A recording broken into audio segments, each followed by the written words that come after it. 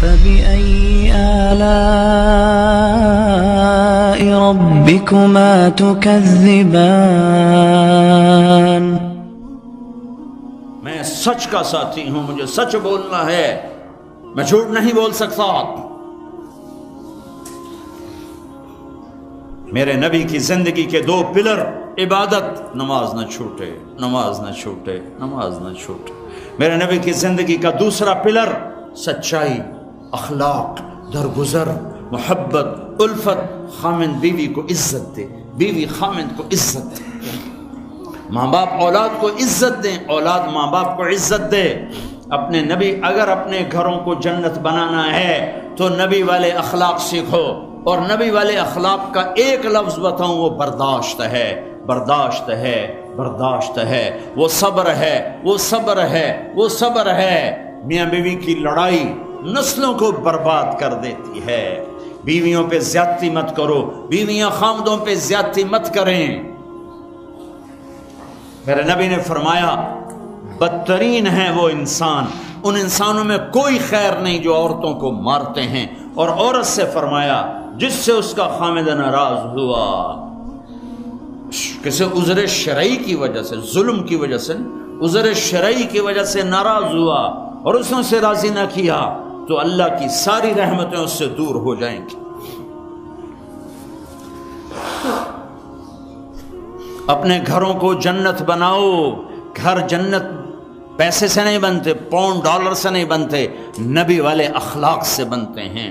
ماں باپ کو عزت دو، بیوی خامند کو عزت دے، خامند بیوی کو عزت دے۔ کوئی ایک تپ جائے تو دوسرا چپ کر جائے، ایک چپ کرے تو دوسرا اس کو دیکھ کے چپ کر جائے۔ ساری لڑائیاں تو بول کی ہیں، سارے جھگڑے تو بول کے ہیں۔ ایک بات میری لے لو، ایک بات اگر گھروں کو جنت بنانا، ایک بات صرف کہ برداشت کرنا سیکھو، بولو مت۔ میری بیوی نے بےعزتی کر دی، میرے خامن نے میری بےعزتی کر دی، اللہ کی قسم ذلت میں عزت چھپی ہوئی ہے۔ دانے کو درخت بننے کے لیے مٹی میں چھپنا پڑتا ہے، مٹی میں ذلیل ہونا پڑتا ہے، پھر جا کر وہ درخت بنتا ہے۔ اگر تم لوگوں میں محبوب بننا ہے، تم چاہو کہ تمہاری بیوی تم سے محبت کرے، بیوی چاہے خامند مجھ سے محبت کرے، اولاد چاہے ماں باپ محبت کرے، ماں باپ چاہے اولاد محبت کرے، ایک دوسرے کو برداشت کرو، ایک دوسرے کو برداشت کرو، درگزر کرنا سیکھ لو۔ اور میرے حبیب کا فرمان، اے معاذ تمہیں سارے دین کا خلاصہ بتاؤں؟ کہا جی کیا؟ مجھے دیکھو، آپ نے کہا یہ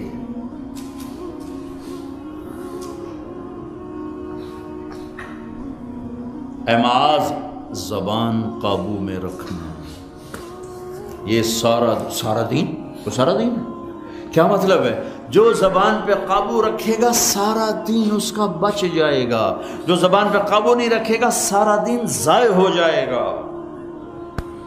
غصے کو برداشت کرنا سیکھو،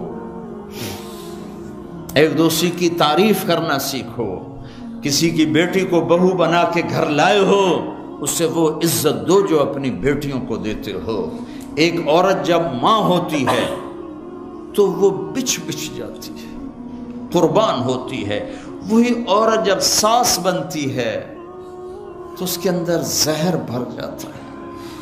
ایک مرد جب باپ ہوتا ہے، ساری رات جاب کر کے بچوں کو روٹی کھلاتا ہے، وہ جب سسر بن جاتا ہے تو اس کے اندر ایک نفرت بھر جاتی ہے۔ یہ میرے نبی نے سسر بن کے دکھایا۔ آپ اپنی بیٹی کے گھر آئے، فاطمہ پریشان، بیٹی کیا ہوا؟ کہ میری اور علی کی لڑائی ہو گئی۔ اچھا کدھر ہے علی؟ یہ نہیں پوچھا کیوں ہو گئی، بس کدھر ہے علی؟ کا یہ باہر چلے گئے۔ آپ پیچھے نکلے، ڈھونڈا، مسجد میں سوئے ہوئے تھے، ان کو اٹھایا، ابو تراب اٹھو، یہاں یہ لقب آپ کو ملا ہے۔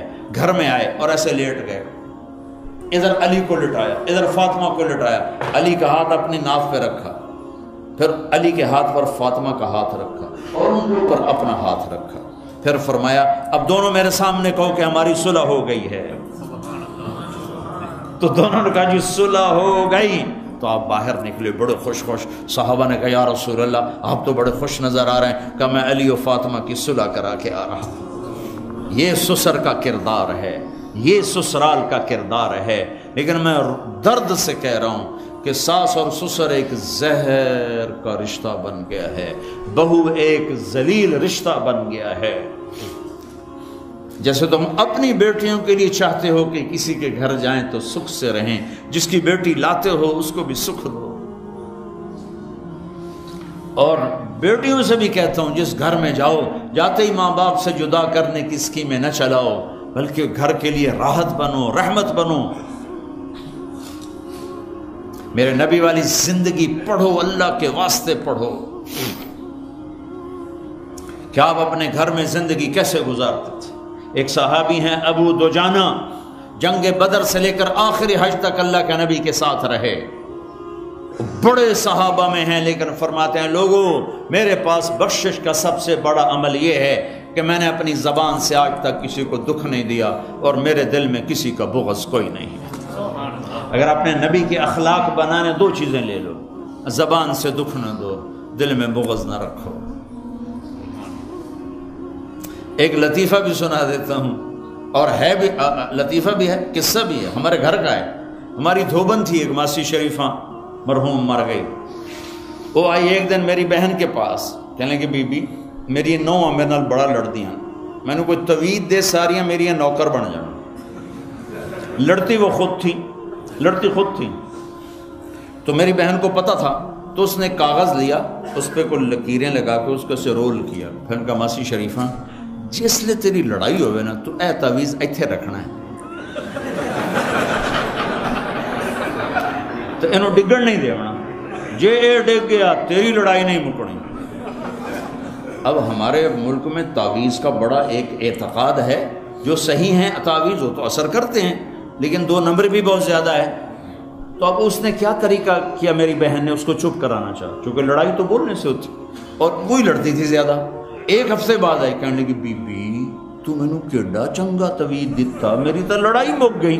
کیوں؟ ماسی شریفہ جی چپ ہو گئی، لڑائی کتنے ہو۔ تو ہر جگہ میں نے یہ تعویذ دیا ہے، یہ میں تعویذ آپ کو دے کے جا رہا ہوں، اور جو یہ سن رہے ہیں کیمرے سے ان کو بھی یہ تعویذ دے رہا ہوں کہ جب لڑائی ہونے لگے میرا یہ تعویذ یہاں رکھ لینا، آپ کا گھر جنت بن جائے گا۔ چپ رہنے میں عزتیں چھپی ہوئی ہیں۔